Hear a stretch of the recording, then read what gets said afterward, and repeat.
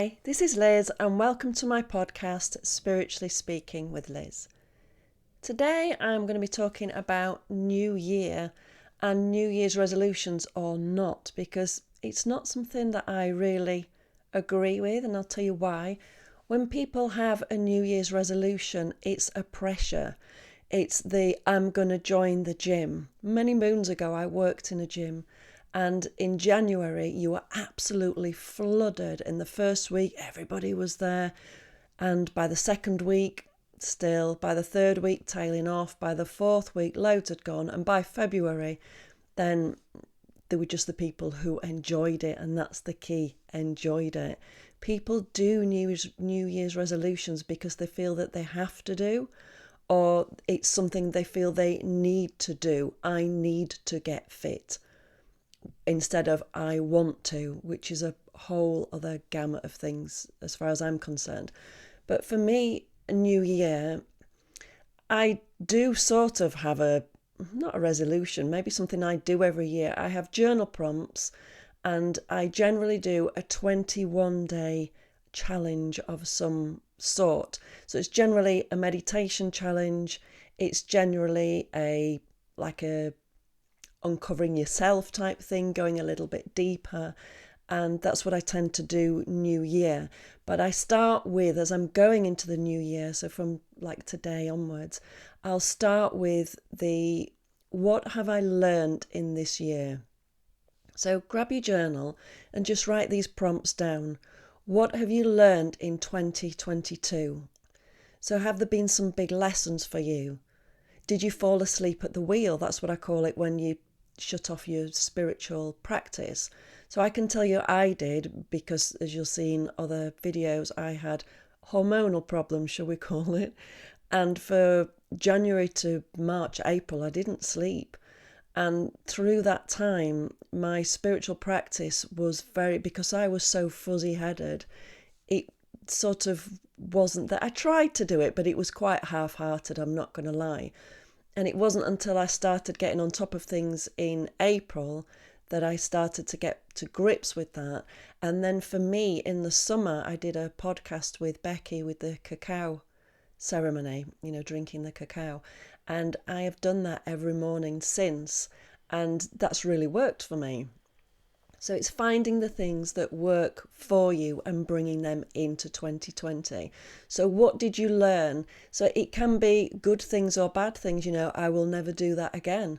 I will always put myself first. I'll let people trampling through my boundaries, or I will create boundaries. That always tends to be the key to most things, I'm not going to lie. So jot that down. What did I learn in 2020? And what no longer works for me? What experiences, it's not about the experience as much as your behaviour. What my responses, did I not like? Did I think, okay, I'm not going to do that again, I'm going to learn from that? And what can I release? What can you let go of from this year that hasn't worked for you? What can you release that doesn't serve you anymore? These are the key questions to me. So it can be people as well, or groups of things. If you're involved in a group of something and you're like, well, yeah, okay, I don't mind this, but I'm not really feeling it, then don't do it anymore. I'm all about following your bliss, and I can tell you following your bliss gives you a charmed life.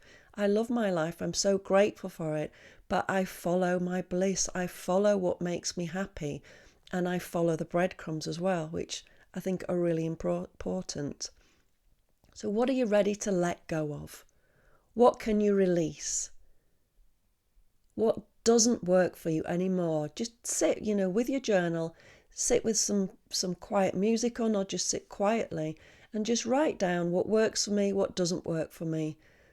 And then on the positive, what did you enjoy in 2022? So for me, I really enjoyed rekindling my shamanic practices.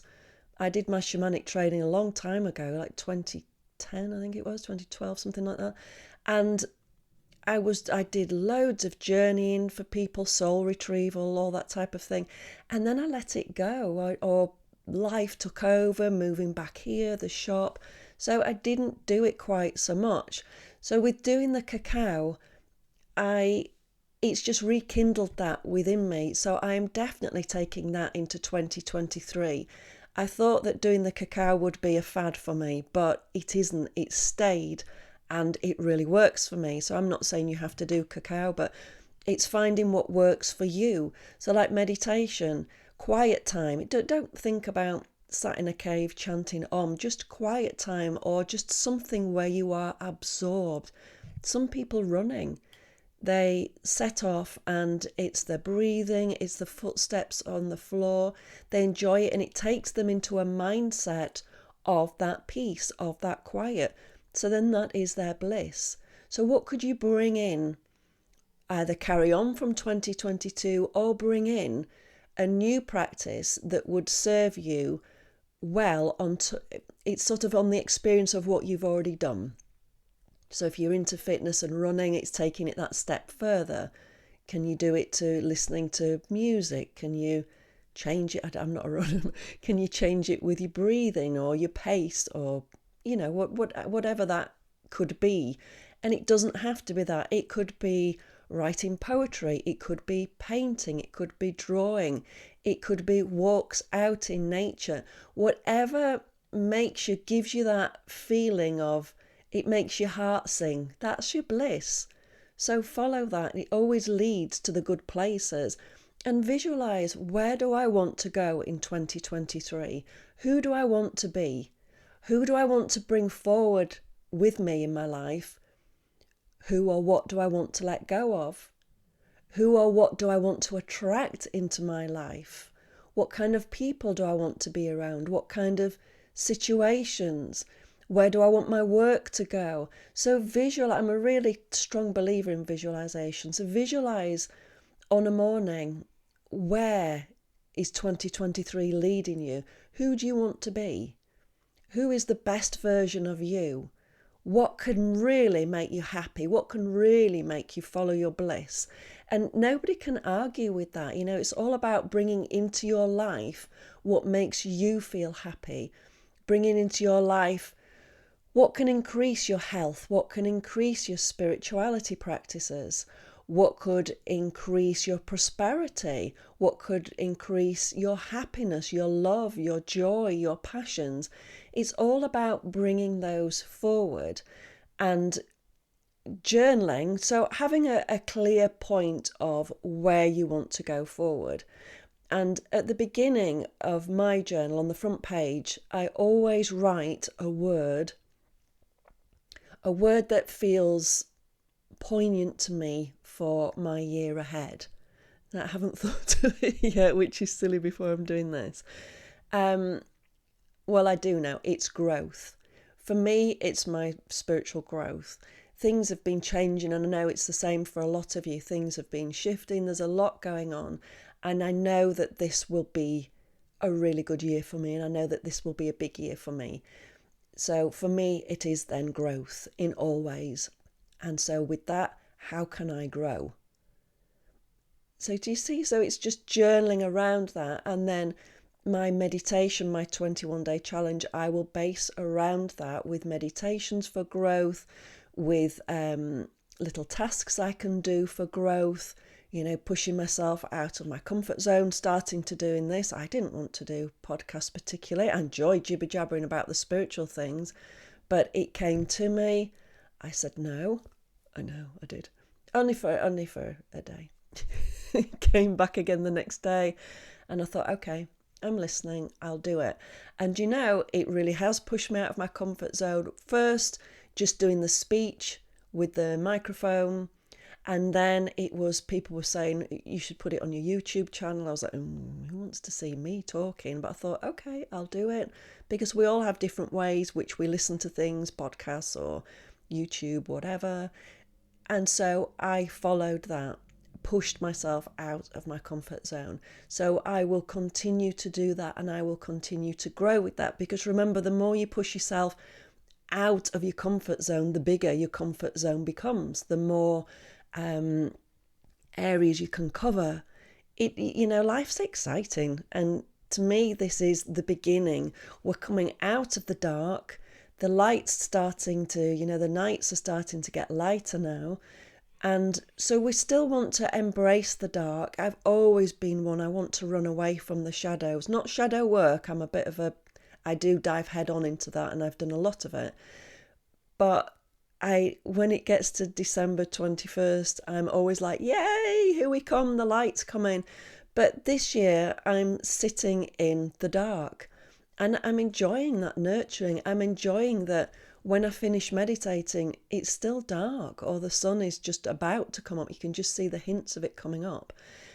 So carrying that forward, where can you bring your bliss into 2023? So do your journal prompts, and you could do yourself a 21-day plan. You could find a meditation practice that you liked, or the running, or whatever suits you.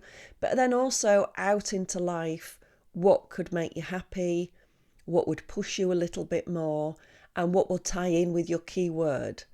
So it's just all about bringing all things together and being aimed at where you want to go, and the visualization is really important.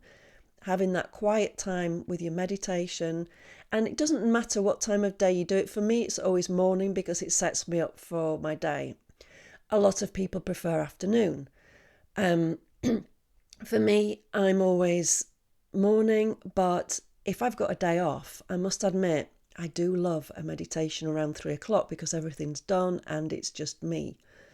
Nothing else to do. So it's just about sinking things into your life and finding what works for you. Remember, there's no rules.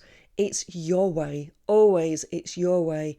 Don't be told you must do it this way, you must meditate that way. Yes, learn from people, but find out what feels best for you. What gives you that joy? What gives you that little flutter, that little bit of happiness? And then you always know you're on the right track. Remember, you are your own guru. G-U-R-U. Get it? G-U-R-U. I love that. So with that in mind, get your word, get your journal out, do your prompts. What are you letting go of? What are you bringing forward? And remember, you are your own guru. There's always teachers about. When the student is ready, the teacher will appear, be it via podcasts, via books, via videos, something somebody says to you, physically a teacher coming. But ultimately, at the end of the day, everything that you need to know is inside here. And don't forget that. So I wish you a really happy new year, abundant, full of everything you want, lots of joy, love, laughter, and happiness. Take care. Thanks for listening, and I'll see you soon. Bye.